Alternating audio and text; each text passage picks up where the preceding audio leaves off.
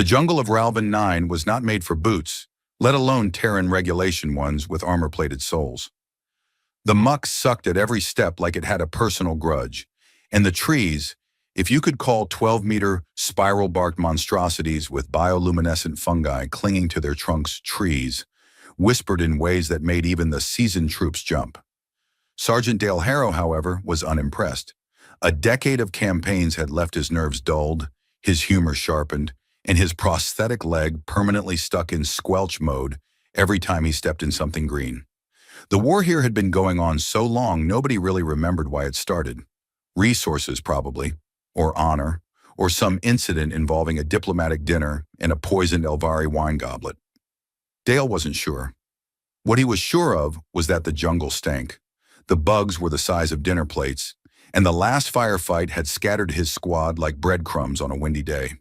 He crouched behind a boulder, checking his pulse rifle. It still hummed low with residual charge, enough for a few shots if things went sideways. Again, his HUD flickered with static, some sort of interference. Ralvan's atmosphere played havoc with Terran tech, like the whole damn moon resented being colonized. Not that the Elvari ever asked for their ancestral jungle temples to be turned into tactical strongholds. Then it happened. A cry, not a scream, not a shout, those he could handle. This was higher-pitched, fragile, rhythmic, a baby. Dale froze.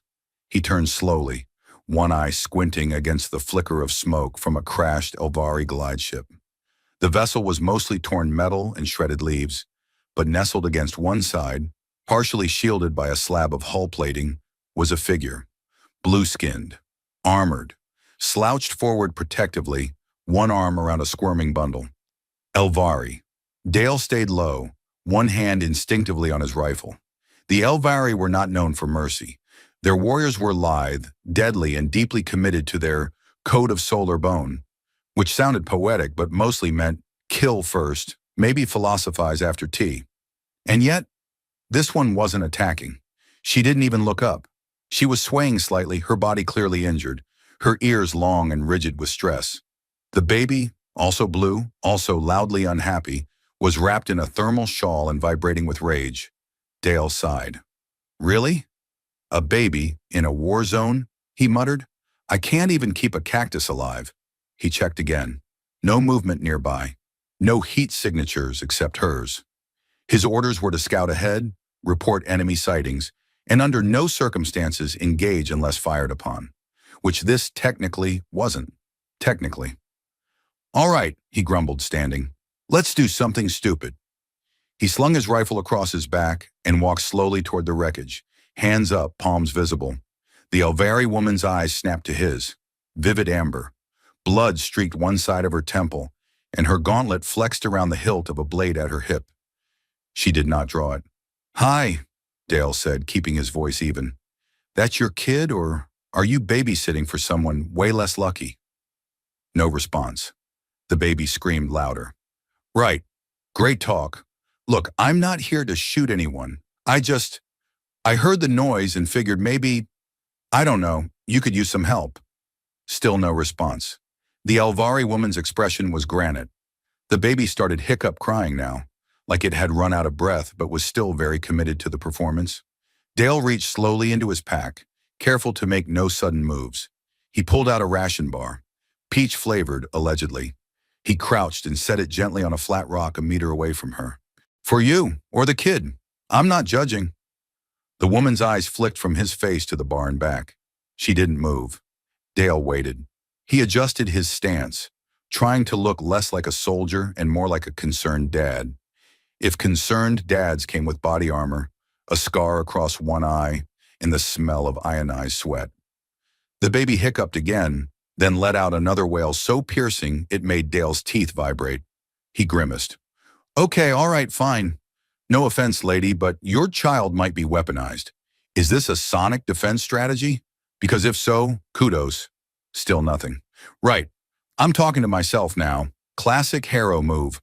Let's just sit here and hope neither of us gets vaporized by a bored drone. Minutes passed. Tension settled like mist. Eventually the woman shifted. She didn't speak.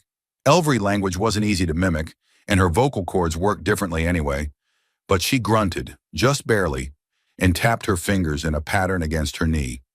Dale recognized it as some kind of signal, maybe a warning, or an invitation. She reached for the ration bar. Dale tried not to grin too widely. There we go. Progress. First contact over a processed peach bar. Historic stuff. The baby miraculously quieted as soon as its mother unwrapped the food. She broke a piece off with practiced fingers, then paused, and offered a crumb back toward Dale. He blinked. Well, I'll be damned. He accepted the offering, chewing carefully. It tasted like insulation foam and old sugar, but it was the best thing he'd eaten all week. They sat in silence. Time passed, the sounds of distant gunfire muffled by jungle fog. Dale's comm unit clicked uselessly, still jammed. The HUD was down. For the first time in days, maybe weeks, he wasn't thinking about patrols or flanks or orbital strikes. Just about the weird moment he was having with an alien warrior and her deceptively tiny, glass-lunged child. Eventually he said, "So, what do I call you? Got a name? I mean, I could just keep calling you ma'am, but that feels formal. Or blue. Too vague. Screamer Senior? She looked at him flatly. All right, how about this? Pointy. Your ears could catch satellite signals. Pointy it is. No protest, no agreement. But her head tilted, just slightly. Dale smiled. Glad we're on the same page. The baby slept. The woman sat straighter. Dale leaned back against the rock, weapon still within reach but untouched. Outside, the war ground on. But in this tiny sliver of jungle, held together by peach bars and a child's cry, something delicate had begun to form. Not trust, not yet, but something close enough to keep them both breathing. And Dale Harrow, who hadn't believed in anything but bad luck for a long time, felt the tiniest flicker of curiosity in his chest. The kind that made him wonder, not about orders or tactics, but about who this alien woman was and what would happen next. By the time the second day had passed, Sergeant Dale Harrow had concluded three things. First, Elvari babies had no volume control. Second, alien diapers involved at least 5 moving parts, and one glowing crystal that vibrated when it was fully charged, whatever that meant. And third, he might be losing his mind, but he was starting to enjoy himself. They were trapped. Not by choice. He hated caves, and this one smelled like damp moss and regret. But after a Terran gunship had passed overhead and lit the jungle canopy behind them with plasma, the tunnel they'd taken for cover became a tomb. The collapse sealed them in with a few emergency lights, 2 crates of salvaged rations, and one furious infant whose cry could theoretically be used as an interrogation tool. Dale tried to build a makeshift antenna out of scraps from his backpack and a shard of Elvari alloy. No signal. He tried tapping into his HUD uplink. Nothing but static and an occasional jolt of electricity to the temple. He gave up on tech and focused on survival, which meant somehow learning to share a confined space with her. She had not told him her name. She rarely spoke, but her eyes were always watching, golden and sharp. She moved with a coiled tension, even when nursing the child. The blade at her hip never left her reach. Dale didn't blame her. If the roles were reversed, he wouldn't trust himself either. Still, the silence was suffocating. So, Dale began on the third morning, while trying to sterilize a feeding nozzle using the faint heat of a discharged plasma coil. Any chance you speak Terran Common, or am I just charming myself here? The Elvari woman raised an eyebrow. Not quite a response, but more than he'd gotten in a day. I'll take that as, your accent is terrible, he said. No worries. I flunked 3 semesters of Martian French, too. He looked at the baby, who was currently chewing on his dog tags like they were a teething toy. Hey, that's government property, the child gurgled. She laughed. That was a laugh, right? Dale turned to the woman. Or is it a warning? Hard to tell with babies. They're either delighted or preparing to explode. To his utter shock, the woman made a sound. Not a word, but a kind of chuff. Short, breathy. Her shoulders trembled slightly. Could it possibly be a laugh? Dale sat back, grinning. Okay, I get it. I'm funny when I'm covered in spit and baby drool. Tough crowd. It became a pattern. They shared food without speaking. She handled the baby's strange care rituals, rubbing a glowing balm over the infant's forehead, humming soft melodic tones that resonated faintly in Dale's bones. He helped by fetching supplies, keeping a fire going with his field lighter, and offering commentaries so absurd even she occasionally smirked. Once he held the baby while she repaired a leak in the wall with a shimmering, silvery gel. The child stared up at him, blinking slowly. "I'm not your dad, kid," he murmured, shifting the baby to one arm, "but I guess I'm what you've got right now." He glanced over at her. She didn't look up from her work. "But just for the record," he added, "I'm great with kids. I once babysat my cousin's twins. They only set one couch on fire." Later that night, she took his hand. Not affectionately, not gently, but firmly. She turned his palm upward and used the tip of her finger to draw symbols into his skin. Ivari script. He tried to mimic the strokes. She corrected him silently, guiding his finger like a teacher with a half-patient student. The message translated roughly into, "You fight with honor, you speak too much." He laughed out loud. "That's the nicest insult I've ever gotten." The cave echoed with quiet. Not silence, never silence. Not with the faint hum of the Elvari infant's heartbeat resonating through its weird crystalline blanket, but something more peaceful than before. The air between them shifted, less like two enemies trapped in a box, more like reluctant allies. Very reluctant, but allies.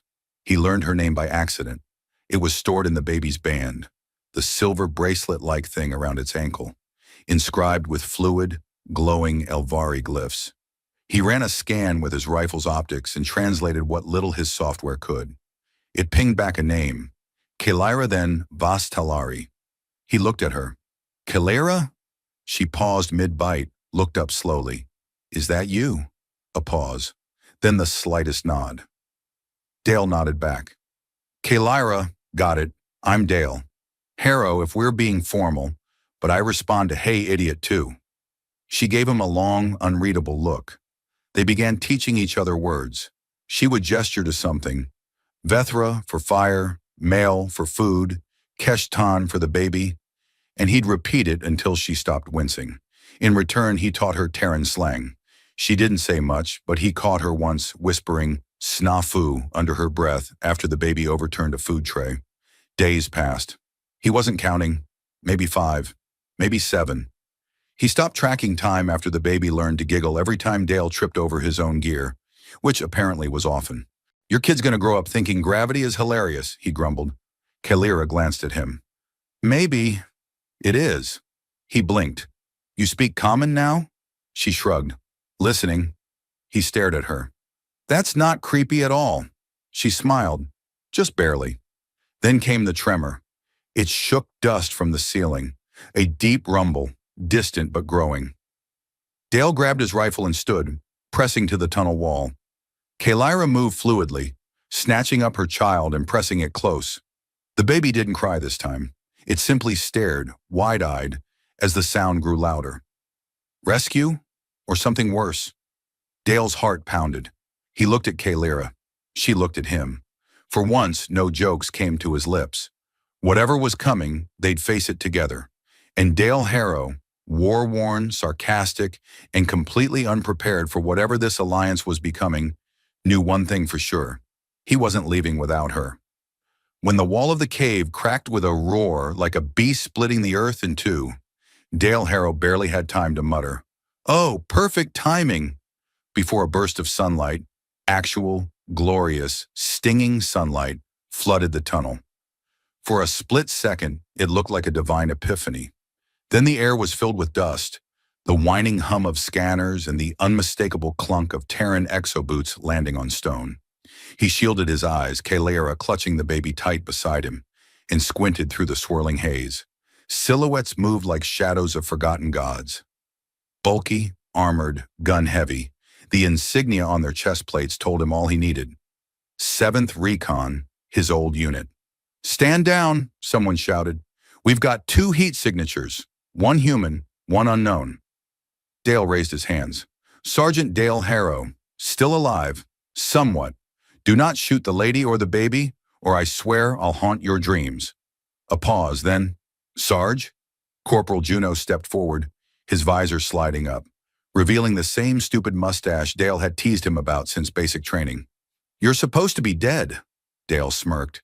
"Technically, I was supposed to be on leave at the moons of Acheron with a bottle of synth whiskey.